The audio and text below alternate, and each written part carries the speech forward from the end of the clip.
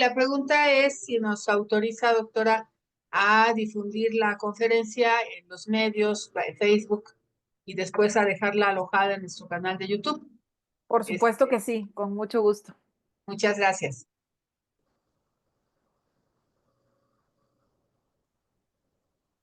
Buenos días a todas y a todos. Estamos en la conferencia del posgrado en Psicología Social correspondiente al 16 de abril, en plenas vacaciones y Semana Santa. Tenemos con nosotros a la doctora Carla Patricia Valdés García, que muy amablemente nos cede su tiempo y su conocimiento. La doctora Valdés es licenciada en Psicología por la Universidad Autónoma de Coahuila, es maestra en Psicología por la Universidad Nacional Autónoma de México, doctora en Psicología por la Universidad de Guadalajara, es profesora investigadora PRODEP en la Facultad de Psicología de la Universidad Autónoma de Coahuila, fue directora de la Facultad de Psicología de esa misma institución, presidenta de la Academia de Directores de la Unidad Saltillo de esa universidad, miembro del núcleo académico básico de la maestría en psicología clínica con orientación en intervención cognitivo-cognitiva. También ha sido comisaria del Consejo Nacional para la Enseñanza e Investigación en Psicología, docente del Tecnológico de Monterrey, Campus Saltillo. Ha sido coordinadora general de vinculación e innovación productiva y es docente de la Facultad de Psicología desde el 2010 a la fecha en la Universidad Autónoma de Coahuila. Es miembro de la Red de Investigación Prosperidades, la Psicología de la Salud del Consorcio de Universidades Mexicanas y organizadora de la Cátedra UNESCO de Derechos Humanos en la Universidad Autónoma de Coahuila.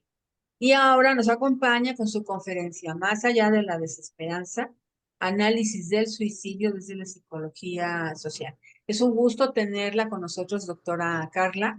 Le cedo el micrófono y la escuchamos con atención. Muchas gracias. Muchísimas gracias a la doctora Angélica Bautista, al doctor Josué Tinoco y a todas las personas que nos acompañan del posgrado de Psicología Social de la UAM. Para mí es un honor y un placer poder compartir con ustedes el día de hoy esta conferencia, ya que desde los años que llevo estudiando el suicidio, he podido confirmar constantemente que es un fenómeno muy complejo, un fenómeno humano completamente, aunque también existen algunos casos en animales, y que es un fenómeno que nos ha llenado de dudas, de preguntas, que en la mayoría de los casos no hemos logrado responder.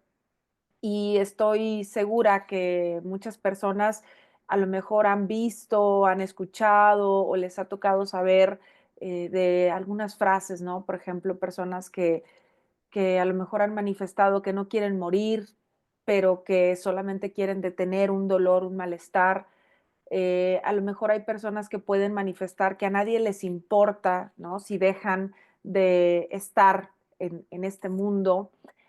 Pero la idea de esta conferencia es detenernos y pensar el suicidio no como un fallo individual, sino como una falla social. Si nosotros, en lugar de escuchar este tipo de afirmaciones, nos preguntáramos si el problema no es el individuo, sino el mundo, si nos preguntáramos qué responsabilidad colectiva tenemos para sostener la esperanza de otras personas, tal vez podríamos hacer un análisis más profundo y desde estos postulados, desde la psicología social. Y para empezar esta conferencia, a mí me gustaría platicarles un caso de una poetisa, Alfonsina Storni. Ella era una poetisa, una escritora argentina, y en octubre de 1938, ella se arrojó de una escollera en el Mar del Plata y dejó una nota póstuma a su hijo de poco más de 20 años, donde le escribió: "Suéñame, que me hace falta". Y ella tiene una frase célebre que dice que tienes un deseo, morir, y una esperanza, no morir. Y creo que esta historia de Alfonsina y esta frase y este mensaje que dejó nos hace pensar en un elemento muy importante del suicidio, que es la ambivalencia. Este deseo de morir, pero también este deseo de no morir y cómo socialmente podemos sostener esta esperanza y este deseo de no morir también, ¿no? En cuanto al suicidio y en cuanto a algunos datos duros, pues por una parte sabemos que la Organización Mundial de la Salud nos dice una definición muy sencilla, muy básica, que dice que el suicidio es un acto deliberado en el cual una persona se quita la vida. Y también nos brindan datos sobre la cantidad de suicidios en el mundo, que son más de 700,000 suicidios mundiales, pero dentro de la información que nos comparte la Organización Mundial de la Salud, hay algo sumamente interesante porque la mayoría de los suicidios, el 73% de los suicidios a nivel mundial, ocurren en países de ingresos medios y bajos. Y eso ya nos está dando una indicación y ya nos está dando una información en relación a qué características existen en este tipo de países, qué variables, qué problemáticas, qué dificultades nos enfrentamos en países de ingresos medios y bajos en relación al resto del mundo o en comparación con estos países de ingresos altos. Y este cuestionamiento tendría que analizarse desde la multicausalidad que tiene el suicidio, porque sabemos que existen factores sociales, culturales, biológicos, psicológicos, ambientales, que pueden estar presentes a lo largo del ciclo vital de una persona y que pueden volverle más vulnerable, ¿no? Y hay otro punto muy interesante que no nos dice la OMS como tal, pero que sabemos que existen suicidios que no son necesariamente una renuncia a la vida. Algunos suicidios pueden ocurrir como una especie de protesta, como una especie de grito contra un sistema opresivo. Hemos conocido casos de suicidios de activistas. Sabemos, por ejemplo, que las personas que pertenecen a la comunidad LGBTIQA+, eh, en muchas ocasiones se pueden llegar a quitar la vida o intentar quitarse la vida porque viven en un contexto de violencia, de opresión, de rechazo. Conocemos casos también de personas que viven bajo violencia de diferentes tipos y que en ocasiones esto les lleva a pensar, a intentar o a lograr quitarse la vida, y entonces en estos casos tendríamos que estar entendiendo el suicidio como un acto de protesta, ¿sí? Y eh, para poder ir entendiendo estas perspectivas del suicidio, me voy a permitir compartirles solamente de una manera muy general tres teorías, tres explicaciones del suicidio desde perspectivas más sociales. Y tenemos la primera, que es la teoría sociológica del suicidio, que propone Durkheim hace muchísimos años. Sin embargo, lo que él nos aportó en este tema pues sigue siendo vigente para poder entender muchos casos de suicidio, ¿no? Y poder entender cómo desde una perspectiva social hay formas de clasificar los suicidios. Y Durkheim decía que existe, por ejemplo, el suicidio egoísta, cuando una persona se siente desconectada de la sociedad. Y esto se puede dar principalmente en estas culturas, en estos países, en estas sociedades donde hay un bajo nivel de integración social, en estas sociedades muy individualistas, en donde las personas van desarrollando un bajo nivel de integración y que por esto mismo pueden llegar a quitarse la vida. También él propone un suicidio anómico, donde él nos habla que en estas sociedades hay una falta de normas, hay una falta de valores, que puede darse sobre todo, por ejemplo, en casos de crisis, en casos de transformaciones sociales muy súbitas, muy rápidas, donde puede haber, por ejemplo, algún tema de una depresión económica, cambios sociales, y que él atribuye una anomia que es provocada por esta confusión, por esta desorientación, por esta falta de valores que estructuren y que regulen, ¿no? Él se refiere a esta anomia como este déficit en la regulación social que puede llevar a que algunas personas opten por quitarse la vida. También propone el suicidio altruista, donde ahí la integración con nuestra sociedad es muy alta, ¿sí?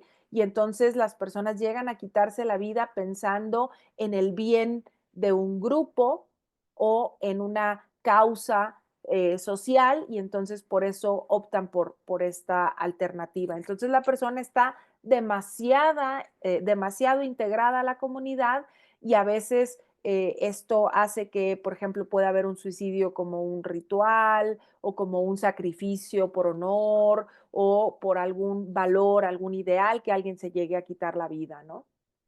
Y finalmente, él propone el suicidio fatalista, donde en una sociedad, cuando existe un exceso de regulación y de control, puede llegar a que una persona sienta demasiada opresión por esta sociedad en la que se desenvuelve.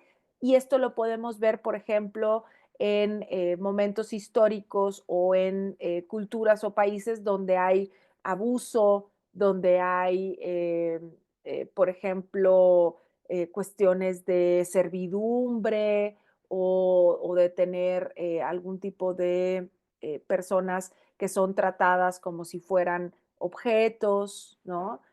Donde la persona siente que ya no hay otra alternativa, ya no tiene un futuro o ese futuro es completamente sombrío, sin esperanza, y entonces pueden optar por el suicidio. De hecho, durante algunos momentos de hace algunos años, unos 5 años aproximadamente, había 3 o 4 países en el mundo donde se quitaban la vida en la misma proporción las mujeres que los hombres o incluso un poquito más mujeres que hombres. Y en tratando de entender estos países donde sucedía este fenómeno que es atípico completamente en el mundo, justamente se encontraba que eran países donde las mujeres no tenían derechos, estaban oprimidas, estaban sometidas a situaciones de muchísima violencia, de muchísimo control y que probablemente esta perspectiva que propone Durkheim podría estar explicando el fenómeno para este tipo de mujeres, ¿no?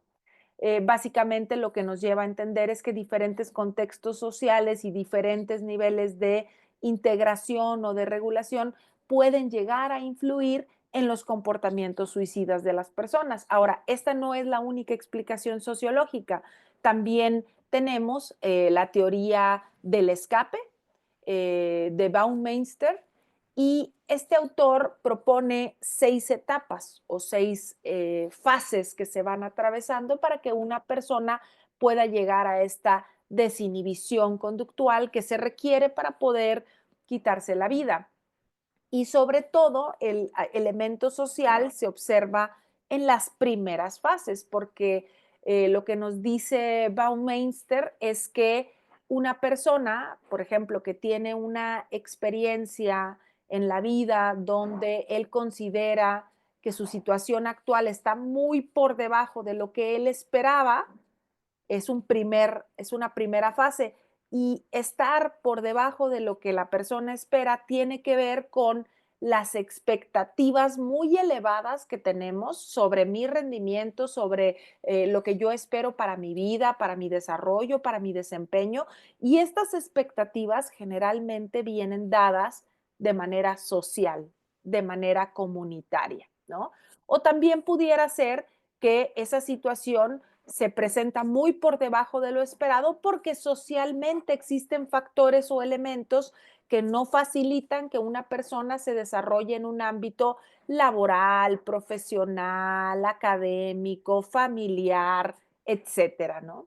Y si esto sucede, si yo me encuentro en esta situación, entonces yo voy a empezar a tener una discrepancia entre esta situación actual que estoy viviendo y las expectativas que yo atribuyo que debería tener. Y cuando se da esta, digamos, diferencia, empieza un proceso de atribución interna. Empieza un proceso que nos va a llevar a un estado aversivo en el cual al hacer estas comparaciones entre mis estándares y mi realidad, yo voy a empezar a representarme como un ser inadecuado, incompetente, culpable, poco atractivo, ¿no? Poco eficiente. Y entonces esto nos va a llevar a la siguiente fase, que es en la cual se va desarrollando este afecto negativo. Y como seres humanos es esperable que tratemos de eliminar este estado de afecto negativo, que tratamos de escapar. ¿Y cómo es que una persona trata de escapar de este estado de afecto negativo? Pues buscando la deconstrucción cognitiva. Y si no logramos esta deconstrucción porque este medio es más fuerte que el poder buscar eliminar estas creencias, estos pensamientos, estos sentimientos aversivos, si no se consigue, es entonces cuando llegamos finalmente a esta última etapa donde hay una mayor disposición al intento de suicidio porque se reducen estas inhibiciones que podemos tener frente a la muerte. Y entonces, para Baumeister, el suicidio es una escalada de este deseo de la persona de escapar de una conciencia que tiene sobre su vida actual, sobre sus problemas, sobre las implicaciones negativas que tiene de sí mismo y que no necesariamente son algo que se construye solo desde el individuo, sino también desde contextos sociales. Tenemos, por otra parte, la teoría interpersonal del suicidio, y como su nombre lo dice, es una teoría que habla de la relación que tenemos con las personas con las cuales convivimos y nos rodeamos. Y Thomas Joyner lo que nos dice es que las personas, cuando tienen una falta de pertenencia y sienten que son una carga para los entornos sociales en los cuales se desenvuelven y son significativos para la persona va gestando un deseo de morir o empieza a desarrollar ideación suicida. Pero que para lograr tener la capacidad para cometer un suicidio, se requiere estar expuesto de manera constante al dolor emocional y que además vamos desensibilizándonos a este dolor emocional y que cuando tenemos estos tres componentes, entonces la persona puede llegar a intentar quitarse la vida o lograrlo. Y todas estas teorías, estas tres teorías, en general, lo que aportan, ¿sí?, a la comprensión del suicidio es ir desmontando esta visión individualizada, esta visión solamente psicopatológica, individual, personal del suicidio. Y nos hacen tomar conciencia de la relevancia, de la importancia que tiene el contexto social en el cual las personas pueden llegar a quitarse la vida. En este sentido, me parece muy importante que podamos entender que hay una comparación entre un estado emocional individual versus cómo vamos a construir colectivamente el suicidio. En este sentido, podríamos pensar en algunos elementos, por ejemplo, el papel del lenguaje. ¿Cómo es que nosotros nos referimos, hablamos sobre el futuro? ¿Qué narrativas sociales son las que predominan en la actualidad sobre el éxito, sobre el fracaso, sobre el dolor. Por ejemplo, ¿cuántas veces hemos escuchado mensajes sociales sobre el no quejarnos, no exagerar, eh, no tener cierto tipo de comportamiento, ¿sí? Cómo también desde el lenguaje en muchas ocasiones invisibilizamos a poblaciones históricamente vulneradas, a personas de la comunidad, a los indígenas, a personas con discapacidad, al grupo de mujeres, sobre todo si las mujeres viven violencia. ¿Qué pasa, por ejemplo, con los medios de comunicación, con las redes sociales? ¿Cómo van modelando esta percepción de una posibilidad de desarrollo, de crecimiento o de encierro y de aislamiento, ¿no?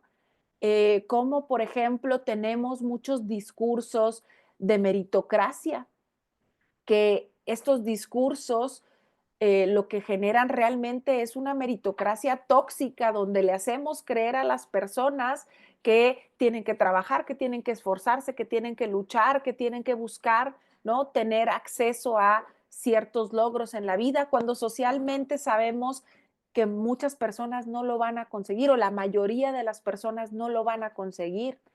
¿Qué pasa con todos estos elementos que en realidad van generando una desesperanza que se va aprendiendo socialmente? Y que a lo mejor desde la psicología clínica o desde una perspectiva más individualista podríamos estar hablando de la indefensión aprendida, cuando en realidad sabemos y conocemos y tenemos mucha información de cómo la desesperanza se puede ir fabricando de manera masiva, de manera social, ¿no? Y en este sentido también tenemos que reflexionar y analizar, por ejemplo, qué es lo que pasa con el capital social en la actualidad. Hoy en día vemos cómo hay un individualismo que podríamos considerar suicidante. ¿Por qué? Porque vivimos en una cultura que promueve la autosuficiencia como un valor supremo, ¿sí? Que en muchas ocasiones esta autosuficiencia que creemos que debemos tener nos deja sin herramientas para pedir ayuda, para reconocer problemáticas, para reconocer nuestras propias vulnerabilidades. El suicidio podría entenderse desde esta perspectiva como un síntoma de estas redes sociales frágiles, de vínculos débiles, de sociedades que superficialmente nos ayudan o nos apoyan, cuando en realidad sabemos que en la mayoría de los casos no son suficientes, ¿no? Tendríamos que estar preguntándonos qué tan solo o qué tan sola realmente está una persona que llega a quitarse la vida, a pesar de que se encuentre rodeado de otras personas y de otros vínculos sociales. Tendríamos que estar tratando de entender qué pasa con estos fenómenos de exclusión, estos fenómenos de invisibilización, depresión, no depresión, sino de presionar a las personas para alcanzar ciertos estándares sociales que en muchas ocasiones son inalcanzables. Y al hablar de desesperanza, me parece justo y necesario también eh, retomar y hablar de la esperanza, ¿sí? De entender cómo se genera o cómo se puede llegar a generar también desde las instituciones. Podemos buscar estrategias sociales y desde instituciones que tienen impacto en áreas de la salud, de la educación, del gobierno, de la sociedad civil, religiosas, políticas, cómo estas instituciones podrían instaurar mecanismos para promover la esperanza. Y no solamente en muchos casos irla destruyendo, irla fragmentando. La esperanza también se puede vivir como una práctica colectiva, no solamente como algo individual o personal. A veces hemos visto casos de personas donde vemos que la desesperanza se va gestando por un sistema o por un conjunto de sistemas que van fragmentando, que van fracturando, que van eh, pulverizando esta esperanza. Pero si podemos ver este tipo de casos, también es posible entonces que lo comunitario funcione como una red antisuicida, que desarrolle vínculos significativos, que genere y estructure espacios seguros, que dentro de estos sistemas encontremos espacios donde se pueda comunicar y donde sobre todo puedan las personas ser escuchados y escuchadas realmente. Entonces, tendríamos que estar pensando desde la psicología social qué podemos hacer para construir una política de la esperanza en los diferentes sistemas, ¿no?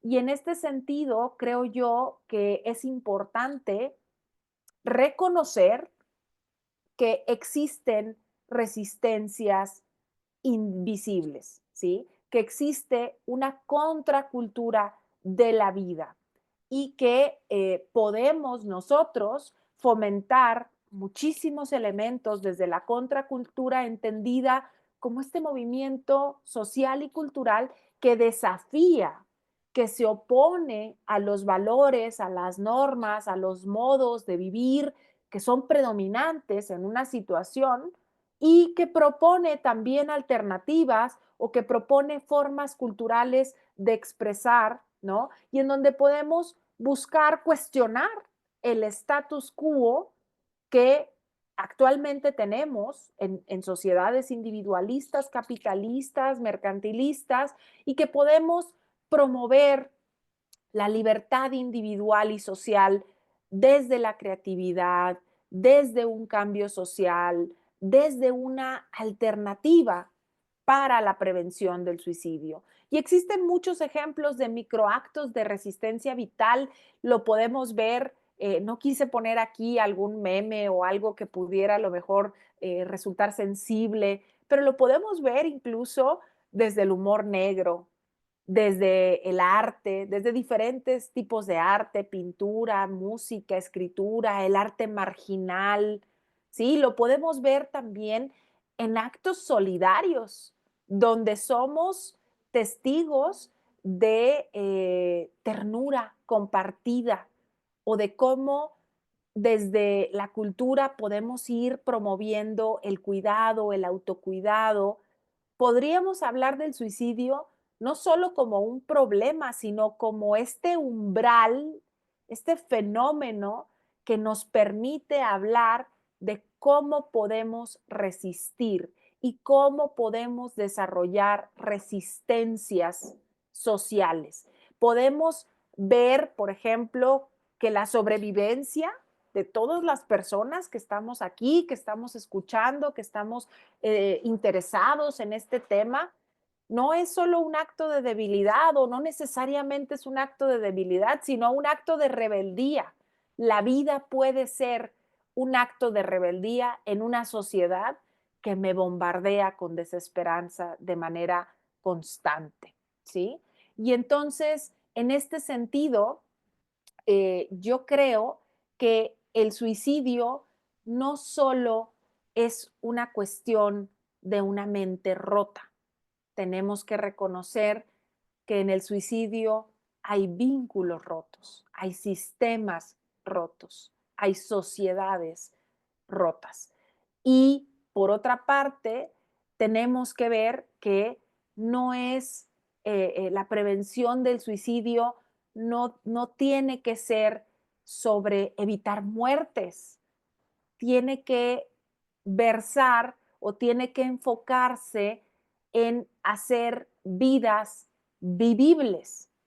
Quizá quizá no estamos buscando salvar vidas, sino hacerlas habitables para las personas que se están tratando de quitar la vida, ¿no? Y en este sentido, también me gustaría compartirles que una flor no crece sola.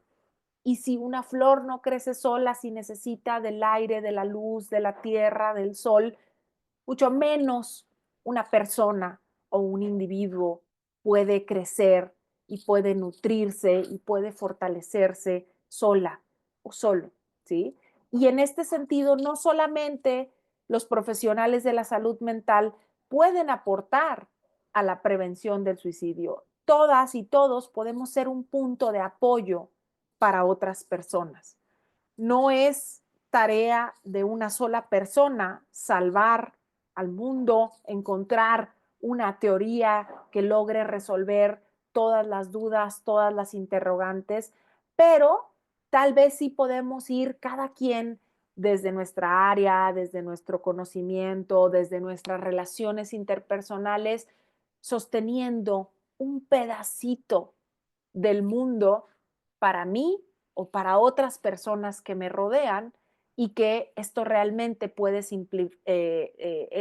significar el cambio para alguien más, ¿no? Entonces, a mí me gustaría dejar esta exposición hasta aquí. Me dijeron que alrededor de unos 40 minutos y me gustaría poder iniciar una serie de diálogos y de discusión y de ir platicando sobre estas ideas que hoy compartí. Muchísimas gracias. Muchas gracias, doctora Carla. Realmente muy importante en la actualidad el tema. Precisamente desde mi punto de vista, yo coincido con la idea de que este sistema social en el que vivimos es el que está provocando pues una serie de desajustes, desarticulaciones y problemáticas que están reflejándose en la vida de las personas que se asumen como individuos carentes, que han fracasado, que no han logrado lo que deberían en lugar de que seamos lo que somos, ¿no? Personas que venimos a este mundo a vivir y pues a vivir lo mejor posible, con la mayor felicidad posible, ¿no? Y es un tema que ha ido creciendo y que tiene que ver con la descomposición social que también va creciendo, ¿no? Como psicólogas y psicólogos sociales tenemos una responsabilidad importante de poder comprender, así es que te agradezco mucho la conferencia y empezamos con las comentarios, no sé quién quiera hacer alguna pregunta.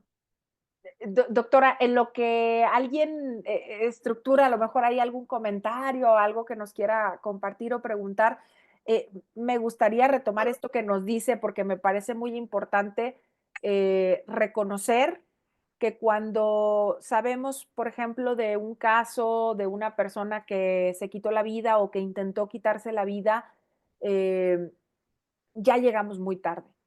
Ya llegamos muy tarde porque seguramente han pasado meses, si no es que años, en que esa persona ha estado viviendo toda esta descomposición social, toda esta desarticulación, toda esta soledad, todo este abandono y, y a veces estos son elementos que las personas llevan desde su infancia o desde mucho tiempo viviendo en entornos fragmentados, en entornos descompuestos y entonces creo que ahí es donde tendríamos que estarnos enfocando y le platico esto porque una vez tuve la oportunidad de conversar con un joven, con un estudiante que me dijeron que por favor platicara con él porque él ya tenía la intención de quitarse la vida y lo había manifestado y entonces yo le pregunté, le dije, ¿cuándo hubiésemos tenido que llegar a tu vida para, porque me decía él, es que ahorita ya no pueden hacer nada, ahorita ya no hay algo que me sostenga, ya no tengo esperanza, ya no tengo deseo, ya no tengo fuerza, ya no tengo nada, ni nadie, ¿no?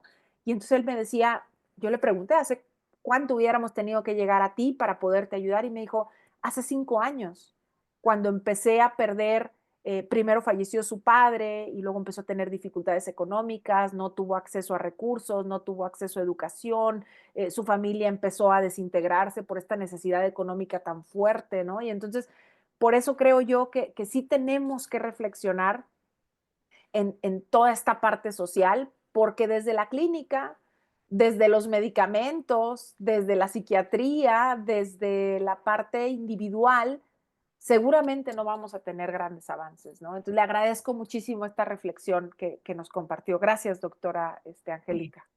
muchas gracias. Pues a ver, vamos a ver quién se anima a participar en la conversación. Bueno, yo quisiera agradecer igualmente, perdón, su presentación, querida doctora. Es muy necesario, sin duda, reflexionar sobre, porque en efecto, prioritariamente, cuando se piensa en el suicidio, se le piensa como un acto personal, individual, y se pierden de vista, lamentablemente, todos los lazos y aspectos de orden social, político y económico, ¿no? Pensaba yo en a medida que iba escuchando y iba construyendo su presentación, algo que siempre me ha parecido lamentable es la manera en que como, por ejemplo, canales tan populares como el de Televisa, en el canal de las estrellas, se ríe sistemáticamente de los personajes que nos proponen y cómo nos hemos acostumbrado como sociedad a reírnos de esos personajes que en realidad pues no reflejan más, nos reflejan más que a nosotros mismos, ¿no? Ujú. Y creo que ahí hace falta, no sé si desde el punto de vista de las asociaciones de psicología, algún comunicado a los medios de comunicación para pedir que ya no se, que no proliferen este tipo de estereotipos de burla, porque creo que ahí, en efecto, es solo un aspecto, pero creo que es un aspecto importantísimo, porque no hemos sabido decir no más, ¿no? Nos morimos de la risa cuando vemos alguno de estos programas eh, y es lamentable, pero llegan a muchísima gente.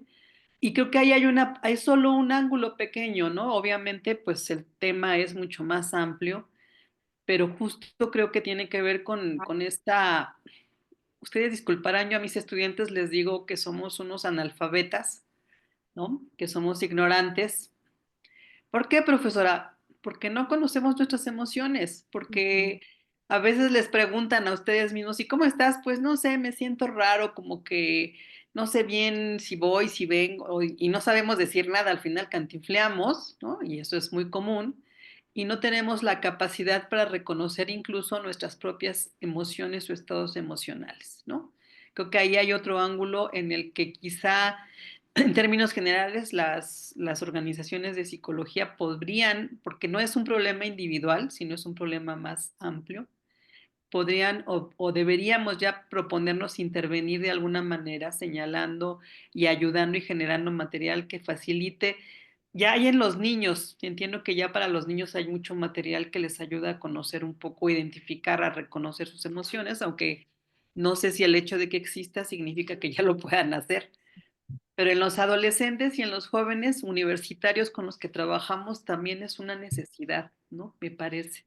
Y creo que todos son aspectos y bueno, ya no me quiero acoparar más la palabra, pero de verdad muchísimas gracias. Es un espléndido trabajo el que nos ha presentado esta mañana. Gracias por la reflexión. No, no, al contrario, y fui tomando algunas notas, mi apreciable Juana Juárez, porque dijiste cosas muy importantes. Totalmente de acuerdo contigo en que hay elementos sociales, políticos, económicos, religiosos, ¿no? Por poner un solo ejemplo, ¿no? Todavía hoy en día, yo hace unos meses adquirí un libro publicado en el 2024, donde todavía se escribe suicidio consumado. Y el suicidio consumado, esta palabra consumado viene de una tradición de ver el suicidio como un delito. Y eso es algo que socialmente no nos lo hemos quitado. Y eso es algo que socialmente estigmatiza a las personas que son cercanas a alguien que se ha quitado la vida. Me ha tocado, por ejemplo, conversar con madres de familia que 2 de sus hijos se quitaron la vida y que por esta situación en su entorno vecinal la juzgaban, la criticaban, la alejaban, la aislaban, ¿no?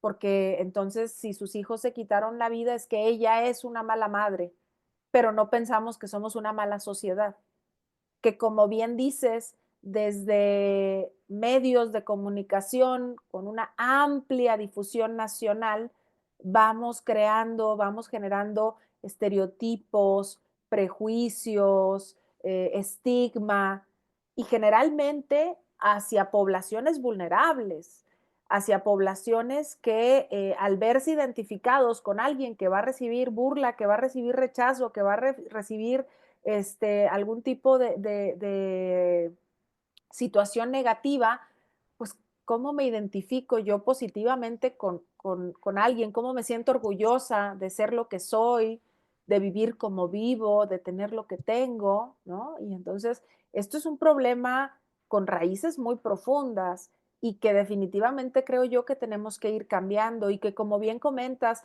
a mí me ha tocado ver cómo muchos jóvenes han entrado en esta forma, ¿no? De señalar, de rechazar, de cosas que antes eran aceptables o antes eran humorísticas o graciosas. Ya hay ciertos grupos, no es la mayoría, pero hay ciertos grupos que los han empezado a señalar como un tipo de violencia indirecta, ¿sí? Y que puede llegar realmente a provocar algo tan grave como la muerte de otra persona, ¿no? Y también con esto que decías de las emociones, concuerdo completamente contigo. Somos analfabetas emocionales y sí es cierto, tienes razón, se han hecho muchos esfuerzos, sobre todo con las primeras infancias, para tratar de irlos enseñando y alfabetizando, pero creo yo que ha sido en un nivel muy básico. Hemos estado tratando y, por ejemplo, ahora hay incluso películas, ¿no? Animadas, estas películas que hablan de las emociones, pero hablan de las emociones básicas. Hablan de la tristeza, el enojo, el miedo, la alegría, de lo más básico.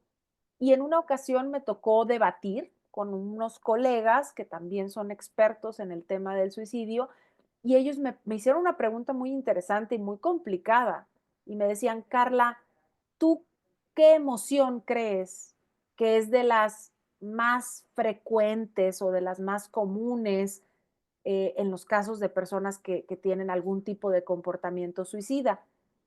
Y no me quise dejar llevar como por las básicas, ¿no? Que es, podríamos pensar a lo mejor en la tristeza o en el enojo, pero yo haciendo un análisis reflexivo y tratando de profundizar, contesté que para mí una de las emociones principales que he notado, que he detectado, es el desprecio.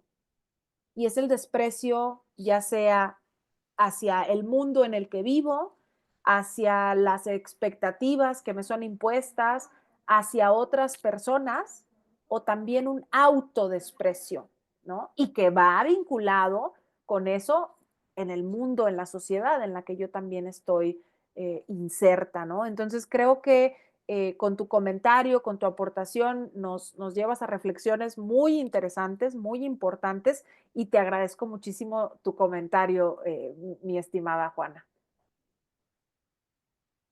Muchas gracias, doctora Carla. Muchas gracias, doctora Juanita. Como sabíamos, pues, y abre usted tu micrófono. Adelante, doctora Juana. No, solo agradecerle, ¿verdad? La reflexión y los comentarios adicionales, porque creo que van señalando las tareas que como psicólogos sociales podemos trabajar también y ojalá colaborar para poder desarrollar alguna técnica, ahora que están de moda los juegos, algo que ayude a profundizar y a permitirnos que los jóvenes conozcan mejor, un poco mejor sus emociones. Gracias. Doctora, por favor, sería algo maravilloso. Yo creo que necesitamos de los expertos en la psicología social para realmente encontrar mejores y más soluciones. Esto no es tema de la psicología clínica solamente, necesitamos de su comprensión, de su conocimiento, de todo lo que ustedes pueden aportar para luego transformarlo, ¿no? En cosas que puedan resultar de beneficio para los individuos. Muchísimas gracias. Gracias, gracias. Sí, muchas gracias. Levantó la mano hace un ratito el doctor Josué Tinoco. Adelante, doctor Tinoco. Sí, querida Carla, como siempre es un gusto poder escucharte, poder verte, aunque sea a distancia, porque nos permites mostrar la complejidad de la problemática, que evidentemente la vemos, la tenemos, la padecemos porque nos toca, y a veces por la emoción justamente de la situación, lo preocupante que implica una ideación suicida o un suicidio, una intención, nos preocupamos tanto que de repente nos enfocamos, como bien señalas, en el aspecto, en la situación, y no evaluamos o perdemos de vista en ese momento por la gravedad, perdemos de vista las situaciones que fueron desencadenando todo este punto. Sí, es necesario atender justamente a la persona, a los familiares, a ese grupo que en este momento estuvo con esta situación, pero verlo un poco más, porque si no, desafortunadamente pasó aquí, y si no atendemos las consecuencias, las situaciones detonantes, va a pasar en el otro punto, va a pasar en otro punto, y de repente se nos empieza a complicar y estamos como, ya hay una situación que se nos vuelve una crisis que podríamos intentar evaluar con todo lo que has señalado justamente. Esta parte, a veces de repente parecería que estamos ante una presa que tiene una fuga y entonces tratamos de tapar un punto, pero en realidad no estamos viendo que estructuralmente esa presa ya no resiste. Estas situaciones de incapacidad que tenemos de expresar nuestras emociones o de tolerancia a la frustración o la agresión. O sea, llevándolo a otro punto, el caso que tuvimos apenas reciente en un palenque con una situación en la cual la gente no reacciona, sino se deja llevar por la emoción, por una situación incluso, a lo mejor algo que estaban ingiriendo que los alteró. Entonces, pues eso genera que no sepamos cómo controlar la situación ante un fenómeno y son la falta de esas habilidades sociales que nos implican. Entonces, todo lo que has mostrado está perfecto y sobre todo la parte fundamental, cómo atender a las familias para que no se queden en qué fallé yo. O sea, en realidad hay una falla en el grupo social, como bien lo ha señalado. Entonces, creo que ese punto sería interesante, como bien señala la doctora Juana Juárez, como bien lo has expuesto. ¿Qué habilidades podríamos preparar, no para atender en este momento solamente, no solamente a quien está en este momento padeciendo la situación, sino prepararlo? ¿Qué tendríamos que hacer? Generar Fíjate que, empatía, generar situaciones. O sea, yo creo que esa parte como un recetario, perdón por interrumpirte, pero no, no, como no, una sí. especie de manualito de pongan atención aquí, pongan atención acá, trabajen esta parte. Evidentemente el empleo no vamos a poder trabajar en una situación así de intervención, pero sí que otras cosas podríamos ir trabajando que permitan ir más allá de la pastilla farmacológica a una cuestión social. Gracias. No, no, no, gracias a ti, mi querido Josué. Sí, sí, concuerdo contigo. Es una problemática que es abrumadora, que en muchos sentidos nos sentimos desbordados y que ahorita estamos sufriendo estas consecuencias, ¿no? De ir tratando de tapar, de buscar estrategias, pero ya con una presión muy, muy grande. Y ahorita, por ejemplo, con lo que platicabas de este evento que sucedió hace poco, eh, yo también pensaba, yo dije, bueno, tuvo que haber sido como a lo mejor alguna sustancia, el alcohol o algo, ¿no? Que estaba ahí en las personas, pero luego reflexionaba y yo decía, bueno, pero es que como sociedad estamos permanentemente intoxicados, ¿no?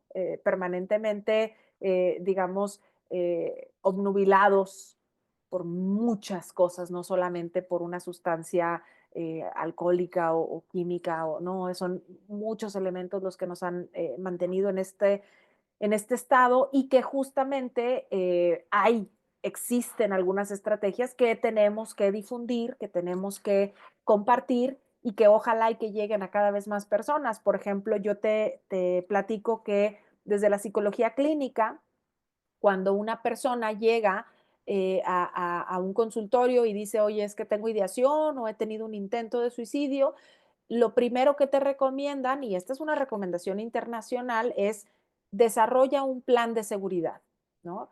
Y un plan de seguridad tiene varias etapas, pero si lo pudiéramos resumir, sería básicamente que la persona se dé cuenta que está empezando a entrar en malestar, ¿no? Que sea capaz de identificar estos detonantes y luego que tenga algunas herramientas o algunas estrategias para poder distraerse, para poder afrontar, para poder controlar este malestar, ¿no? Regular esta emoción. Sin embargo, yo lo que digo cuando doy algún curso sobre planes de seguridad, les digo, es que todos debemos tener planes de seguridad. No importa si tengo o no ideación suicida en este momento o tengo algún intento. Yo tengo mi plan de seguridad en el cual yo sé cuando atravieso un día complicado, estresante, una situación de vida complicada, yo sé que necesito buscar algo para algo que me dé disfrute, algo que me dé placer, algo que me dé tranquilidad, algo que me permita canalizar estas emociones y que no me lleve a que el problema se vuelva tan incontrolable, tan desbordado, que pudiera yo estar en una situación de vulnerabilidad y de riesgo. Porque hay personas que no se quitan la vida, pero van y se emborrachan y luego manejan a altas velocidades, ¿no? Y que pueden terminar en un accidente o que pueden terminar perdiendo la vida de otras formas. Y no podríamos decir que esto no es un suicidio. Entonces, yo creo que dentro de esto que tú me comentas, pues sería importante primero que las personas puedan, te digo, identificar qué cosas me ponen mal, un fracaso, un rechazo, una pérdida, problemas con mi familia, problemas con mi pareja. Entonces, una vez que sé que cuando estoy en esta situación corro el riesgo de tener un estrés, ¿no? O un malestar emocional, bueno, ¿qué puedo hacer? Tomo distancia, hago ejercicio, me pongo a ver la tele, me voy a la iglesia, me pongo a rezar, convivo con mis mascotas, ¿qué hago para regularme, para autocuidarme, ¿no? Y entonces cuando tengo esa capacidad, entonces es más fácil que no me sienta tan desbordada, ¿no? Y obviamente estas actividades pueden ser realizadas de manera individual y personal, pero también dentro de mis estrategias puede ser saber a quién buscar. Y entonces yo puedo tener este listado de personas, de amistades, de un tutor, de un docente, de un colega, que yo diga, cuando yo me sienta mal, sé que esta persona es un espacio seguro para mí, con el cual yo puedo expresarme, yo puedo compartir, yo puedo interactuar y me puede escuchar. Ni siquiera me tiene que dar la solución, ni siquiera me tiene que resolver el problema, me va a escuchar, va a estar conmigo, ¿no? Ese vínculo, exactamente, ¿no? Y yo creo que en la medida en que las personas tengamos estos planes de seguridad, podremos ir desarrollando ciertas situaciones. Y algo también muy importante que dijiste y que no quiero dejar de lado es qué pasa con los sobrevivientes de suicidio. Son personas que necesitan este apoyo, necesitan esta atención. Como instituciones educativas y como cualquier otra institución, necesitamos tener protocolos para saber qué hago cuando alguien dentro de mi sistema se quita la vida, ¿no? ¿Cómo voy a comunicar esta noticia? ¿Qué tipo de servicios voy a ofrecer? ¿A dónde voy a canalizar a las personas? ¿Cómo se va a abordar? ¿Va a haber un homenaje? ¿Va a haber un acto, un evento? ¿Vamos a darle cierre social? ¿No? ¿Vamos a darle algo que como escuela, como universidad, como empresa nos permita enfrentar esta pérdida de una manera más saludable, más efectiva, porque pues cuando se quedan las personas o las instituciones calladas y no hacen nada y no dicen nada, puede resultar contraproducente y puede resultar un factor de riesgo mayor, ¿no? Y entonces creo yo que tenemos que ir trabajando en desarrollar estos protocolos para saber qué hacer cuando me enfrento a situaciones de crisis, a situaciones de pérdida por suicidio, ¿no? Muchísimas gracias por tu comentario. No, pues muchas gracias por la claridad y como dices, mostrarlo más allá de la perspectiva clínica, no porque sea un elemento que se enfoque, sino que necesitamos todos, Necesitamos información clínica, necesitamos información social, incluso sociológica, como señalabas los estudios de Durkheim, que planteen ese análisis ideológico crítico. Finalmente, el sistema te está exigiendo tanto que evidentemente en algún momento vamos a tronar todos, cualquiera, y entonces necesitamos tener estas herramientas. Creo que ese punto podría ser interesante y a lo mejor los chicos que están en el posgrado como parte de estrategias de retribución social o los chicos de servicio de licenciatura en servicio social, podríamos generar a lo mejor una estrategia, un proyecto que permitiera cómo aterrizar con estos protocolos, estos elementos básicos y sin que nos preocupemos en el sentido de, ay, lo tengo aquí y ya me bloqueo y entonces me enfoco en atender a esta persona. Ojo, pon atención a los demás porque si no lo ves así, al rato vas a tener a otros más porque se va acumulando la presa. Entonces, ¿cómo contienes lo individual, pero también lo social? Pero es un tema complicado porque supongo que la doctora Angélica lo va a comentar, pero tan complicado que la señal de YouTube ya bloqueó 2 veces la transmisión porque el tema de suicidio les genera pánico y no lo ven como una cuestión de que estás atendiendo la problemática, no induciendo la problemática. Entonces, es terrible esta parte, pero y Claro. programas de televisión sí se permiten, pero esto no. Sí. Sí, de hecho, tuve la oportunidad de estar en una reunión con personas que trabajan en TikTok. Y entonces ellos nos decían cómo ellos han desarrollado todos estos mecanismos para evitar que se aborde el tema. Y entiendo que lo que quieren es evitar, por ejemplo, una persona que lo incentive, que lo promueva, que pueda llegar incluso a transmitir algo que pueda resultar nocivo, pero en este esfuerzo artificial y poco crítico han hecho que pláticas, que páginas, que grupos de personas que están tratando de hacer prevención no puedan llegar tan fácilmente a esos grupos más amplios porque consideran que todo lo que tiene una palabra, bueno, pues entonces va a ser nocivo.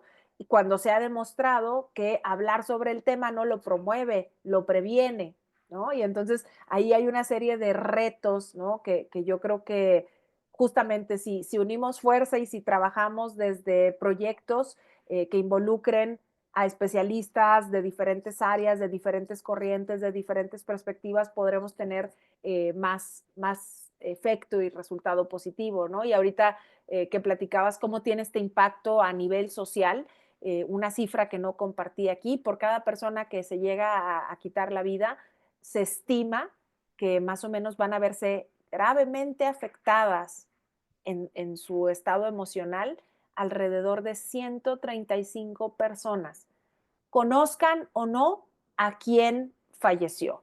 A veces puede ser que estaba en otro semestre, en otra sección, en otra carrera, en otro posgrado, pero me enteré del caso y si yo ya estaba en una situación de vulnerabilidad, de malestar, puede llegar a impactarme a mí, aunque no tuviéramos una relación o un vínculo tan cercano. Y entonces ahí nos damos cuenta de esta ambivalencia, como aún cuando son personas que no conocemos, socialmente estamos interconectados, todas y todos, ¿no? Y entonces nos da mucho para poder reflexionar desde la psicología social. Muchísimas gracias, mi querido Josué. Qué pena que nos están cortando en YouTube, qué lástima. Pero bueno, regresamos una y otra vez. Sí, muchas gracias a ambos por la conversación que han tenido y que hemos podido escuchar.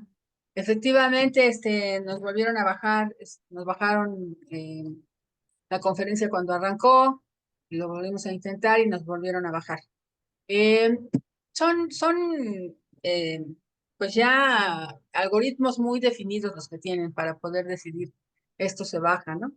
Yo tengo una revista, soy directora de una revista que se llama El Alma Pública, revista desdisciplinada de psicología social, y hemos vivido ahí la experiencia de que nos bajen cosas de Instagram o de TikTok o de YouTube o de Facebook, ¿no? Es algo que tendríamos que también ya ir tomando seriamente como academia, ¿no?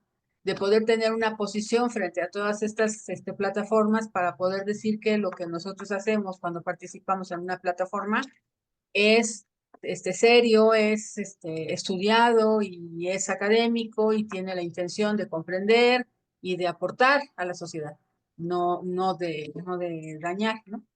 Hay que pensarlo, yo creo que sí, hay que ya empezar a tomar en serio eso. Es una lástima, pero la grabación la tenemos y la vamos a subir a nuestro canal de todas maneras.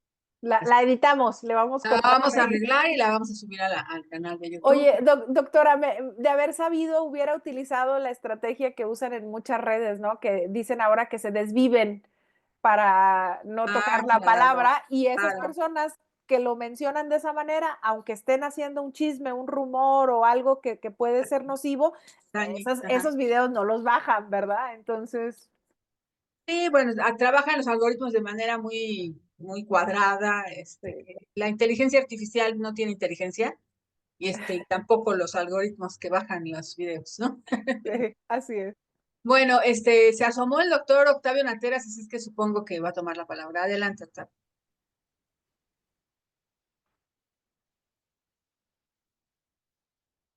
Es solo eso, Angélica, una suposición. Carla, buenos días. Hola.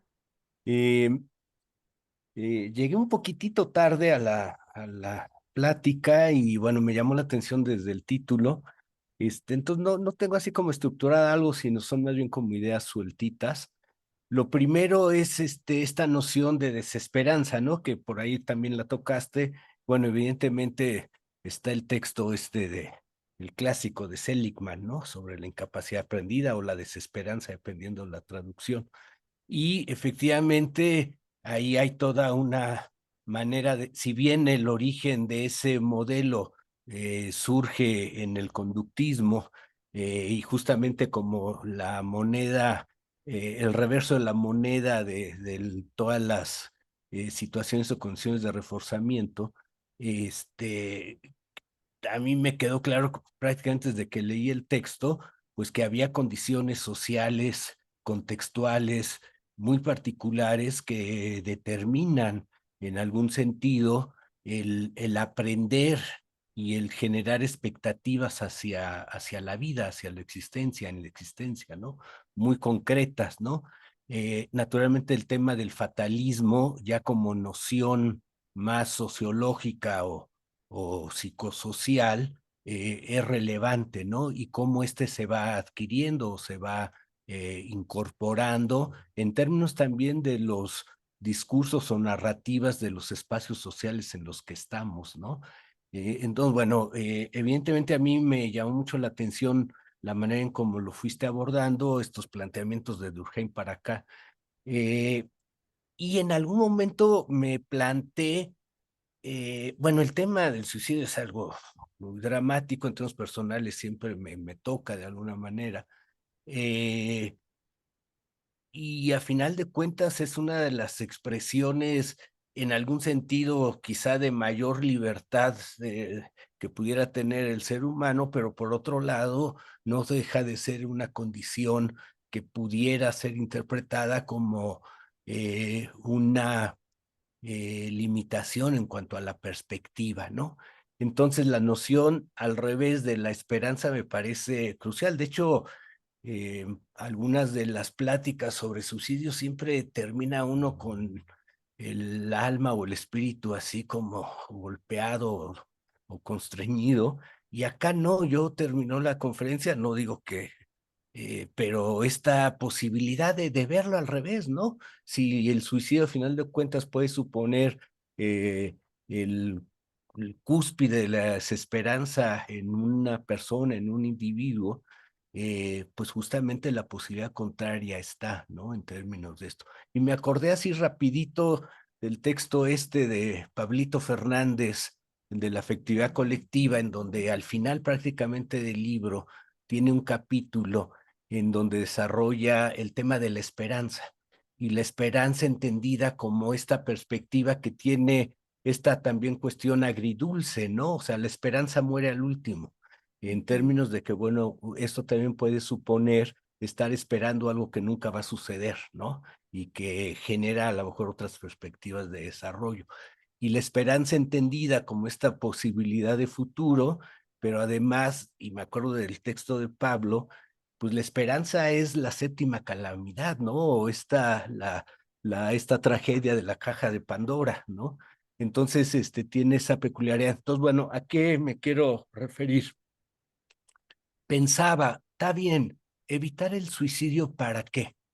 O sea, y lo digo así con mucha seriedad y con mucha Sí. responsabilidad, en el sentido de que, bueno, de pronto para algunas personas supongo que pues no tendrá ahí más horizonte, pero ¿cuál es la alternativa? Y no una alternativa que quede simplemente en una cuestión de conmiseración respecto a la condición humana, sino hacia dónde.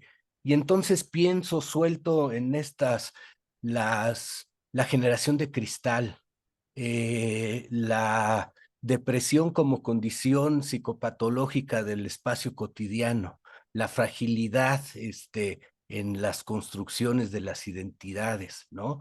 La ausencia de futuro como condición de vida y ahí sí de desesperanza social. Entonces, ahí hay condiciones que van más allá de una experiencia particular de una persona muy, o sea, que no se puede negar, pero que si no se percibe de cierta manera, pues queda en un fenómeno individual, en una cuestión donde, bueno, pues alguien no pudo, alguien no lo alcanzó, alguien no lo logró, alguien no escuchó o no le dijeron. Y yo creo que tiene que ver también con pues aquella psicoanalista que hablaba de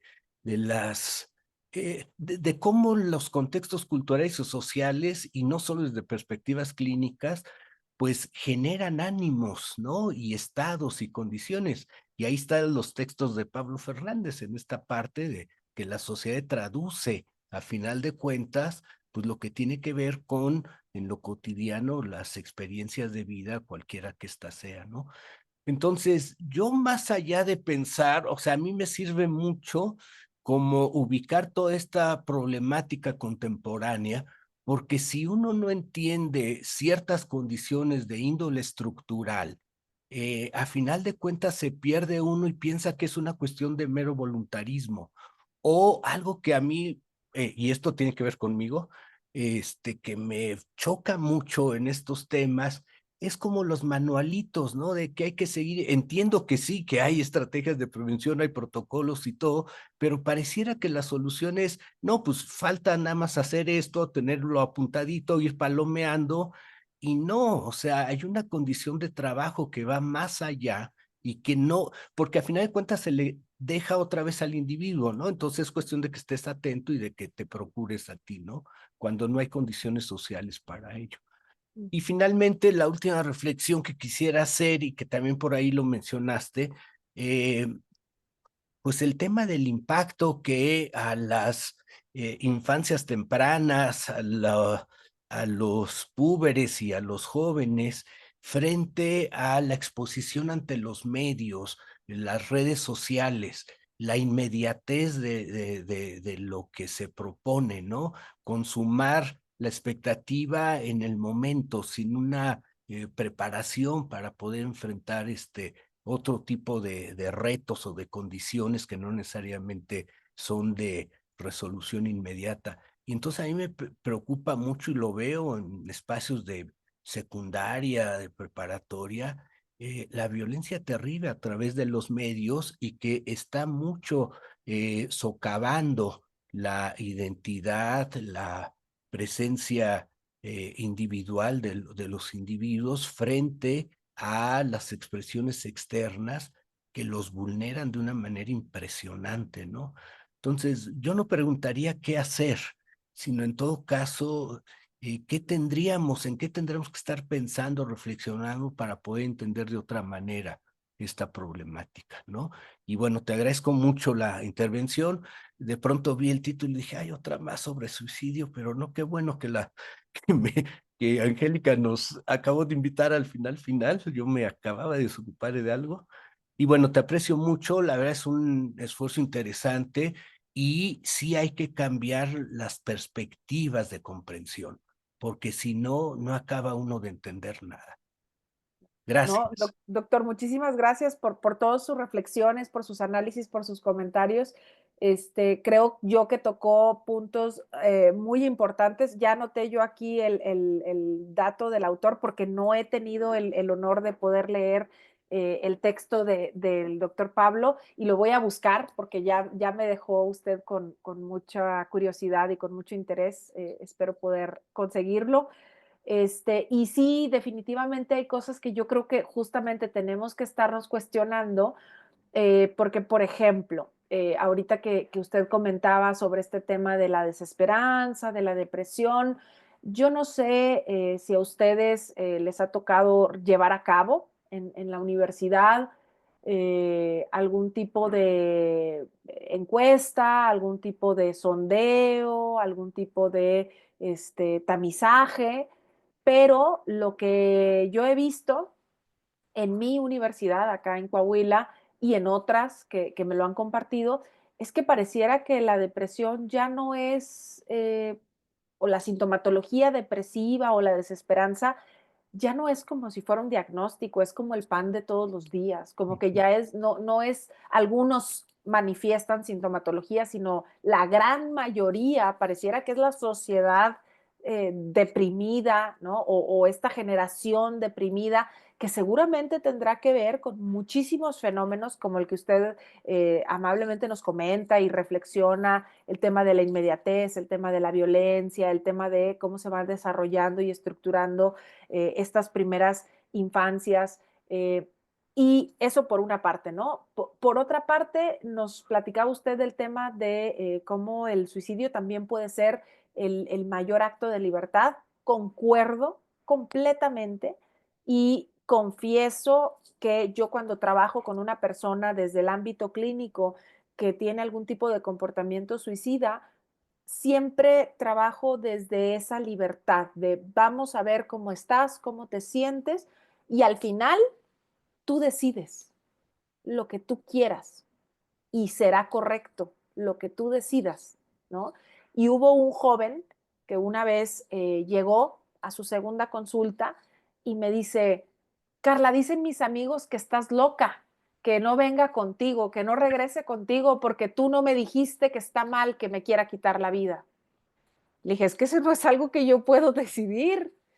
Al final, si después de la intervención pensamos juntos, analizamos, buscamos opciones, pues si al final tú lo decides, es tu vida, es tu decisión, es tu alternativa. Y ojalá y que no la tomes bajo ciertas circunstancias que a lo mejor te generan una visión de túnel o que a lo mejor te generan una desesperanza o esta incapacidad, cuando si abrieras el foco, a lo mejor encontrarías otras alternativas, ¿no? Pero no tocamos aquí el tema de eutanasia y yo creo que se tiene que tocar porque creo que es algo que tenemos que estar empezando a reflexionar si vale la pena legalizarlo, implementarlo, porque seguramente desde procedimientos a lo mejor no rígidos, pero sí más sistematizados, podríamos encontrar que la eutanasia podría limitar el dolor a personas que tienen enfermedades terminales y que están sufriendo. Podríamos encontrar que hay personas que al acercarse a este procedimiento podrían encontrar otras alternativas y podrían seguir con una mejor calidad de vida, porque como lo decíamos ahorita, no se trata de vivir, se trata de hacer vidas vivibles, habitables, ¿no? Con esa calidad mínima requerida para poder desarrollarnos, convivir, tener algo pues mínimamente satisfactorio o con un nivel de calidad de vida decente, ¿no? Entonces, no lo tocamos aquí, pero yo creo que esto abre para una serie de reflexiones y de temáticas y de premisas que tendríamos que estar cuestionando y analizando y entender, como usted bien comenta, ¿no? Que no es un problema individual, que los individuos retroalimentan a las sociedades en las cuales estamos inmersos y la sociedad nos alimenta como individuos. Entonces, es algo que no podemos deslindar o tratar de entender desde una sola perspectiva porque sería poco fructífero, sería verlo de una manera, pues, incorrecta, a lo mejor muy simplista, ¿no? Y finalmente, doctor, creo que usted habló de algo bien importante. A veces hacen protocolos, a veces hacen intervenciones, a veces hacen proyectos, a veces hacen leyes. A mí me ha tocado a nivel nacional, estatal, en diferentes lugares y estados de nuestro país que dicen, ay, es que nosotros ya aprobamos la ley de prevención del suicidio o ya hicimos el código 100 o ya tenemos el modelo para intervenir, no sé qué. Una disculpa, pero lo que yo realmente veo son falsas voluntades. Son falsas voluntades. Sí hay cosas que se han hecho, pero no han tenido realmente el interés, la dedicación, el esfuerzo para que realmente tengan un efecto. Y por eso vemos las cifras que vemos y por eso vemos que en nuestro país el suicidio no se ha detenido y sigue creciendo y sigue siendo un problema cada día de mayores proporciones y con mayores dificultades. Entonces, tendríamos que ser muy objetivos y muy honestos diciendo que lo que hemos hecho no es suficiente y no se ha hecho de la mejor manera, ¿no? Y muchísimas gracias por todo lo que nos abrió con su No, no, no. participación. No, usted muchas gracias. Muy bien, muchas gracias a ambos. Les puedo comentar que YouTube ya se comunicó conmigo, que yo me llamo posgrado en Psicología Social.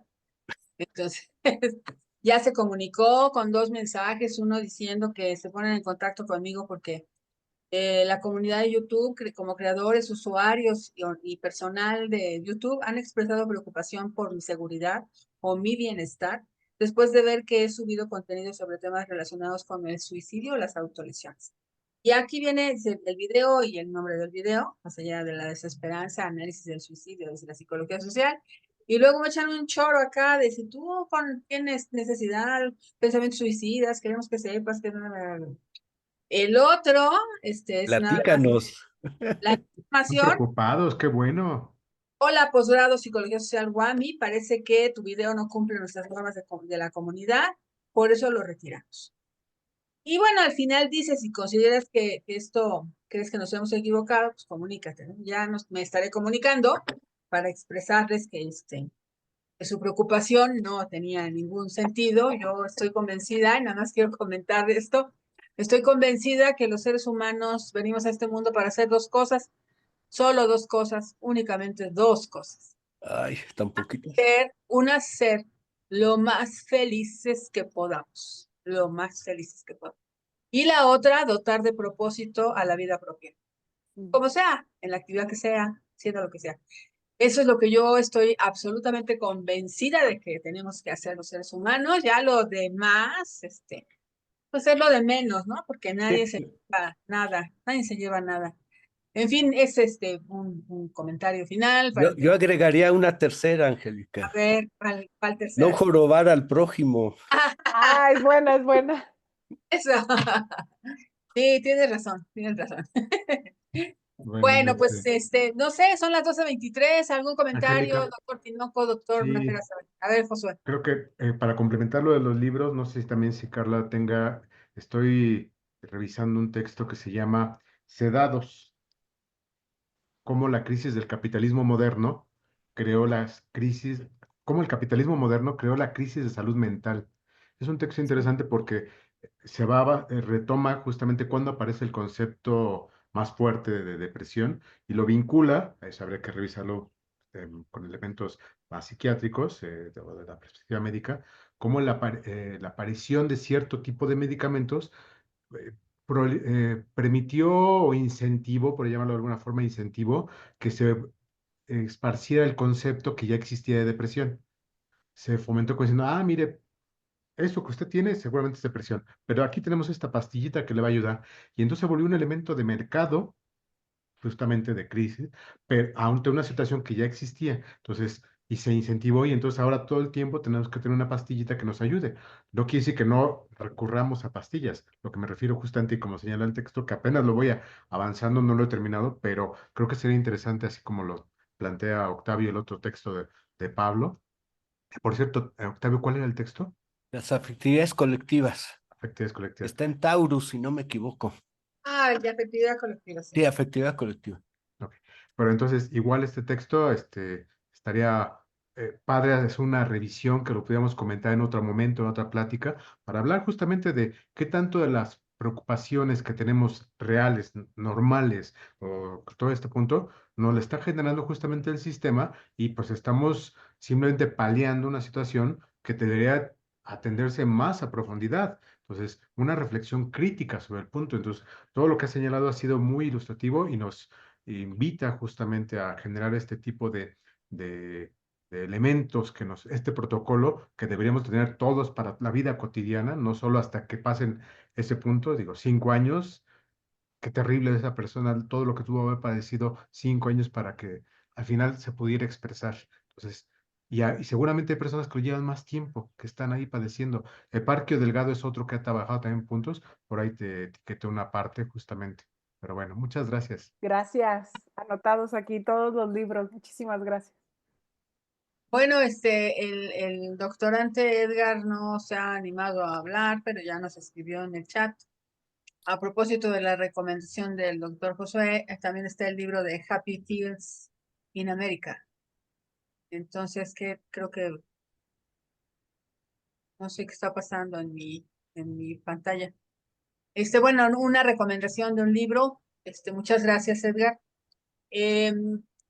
No sé si haya algo más que comentar o ya vamos cerrando. Son las 12:26, ya estamos sobre el tiempo. Yo en lo Muy bien, personal muchas gracias. considero que el tema, más allá de las cuestiones de pues cómo se incentiva el uso de medicamentos, creo que también hay que tener una mirada crítica a la industria del dolor, a la industria de la desesperanza, porque es una industria millonaria, ¿no? Convencer a la gente de que solamente con chochos puede quitarse la tristeza que le ocasionó una pérdida, es asegurar pues, un cliente que va a estar comprando y comprando y comprando medicamentos, cuando en realidad esa tristeza se va a ir paliando con un medicamento que es gratis, nada más que es difícil, que se llama tiempo. Es todo un tema, ¿no? El asunto de la farmacodependencia, ¿no? A la que nos someten. Totalmente. Nos quieren tener mal, pero vivos. Exacto. Pero, Es más conveniente para el mercado. exacto. Sí, sí, sí. Bueno, pues si no hay ningún otro comentario, estaríamos cerrando la conferencia, agradeciéndole mucho, doctora Valdés. Muchas gracias. Le avisamos Muchas cuando haya gracias. logrado eludir a YouTube y esté en el canal la conferencia. Claro que sí, muchísimas gracias. Que tengan una excelente tarde. Muchas gracias. Gracias. Buenas tardes. Todos felices días de asueto. Descansen. Descansen. Muy bien.